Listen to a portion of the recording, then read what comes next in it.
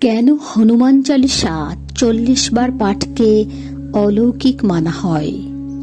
হিন্দু ধর্মে ভক্তি সংস্কৃতিতে হনুমানের উপাসনার মধ্যে হনুমান চালিসা অত্যন্ত শক্তিশালী স্তোত্র হিসেবে মানা হয়।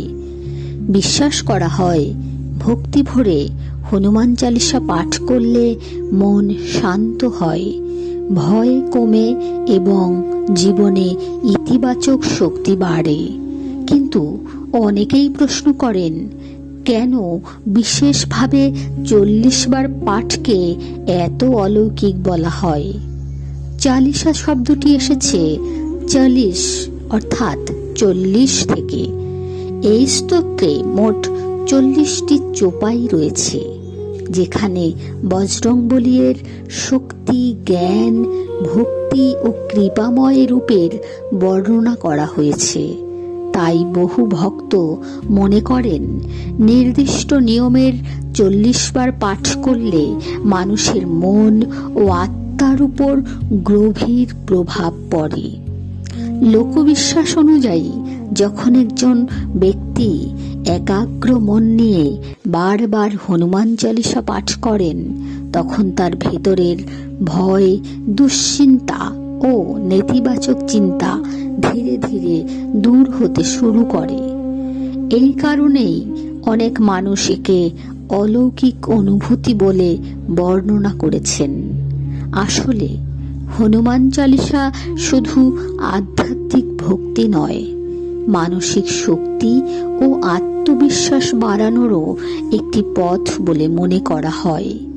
বিশেষ করে কঠিন সময়, মানসিক চাপ, অশান্তি বা অজানা ভয়ের সময় অনেক ভক্ত 40 বার চালিসা পাঠের সংকল্প নেন।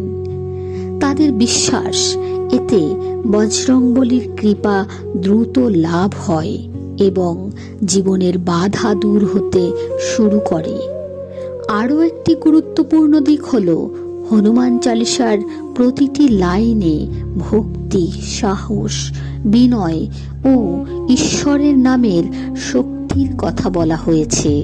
যখন কেউ বারবার এই শব্দগুলো উচ্চারণ করেন, তখন তার মন ধীরে ধীরে সেই ভাবনার সঙ্গে একাত্ম হয়ে যায়। ফলে ভেতরের দুর্বলতা কমে এবং ইতিবাচক শক্তি বাড়ে।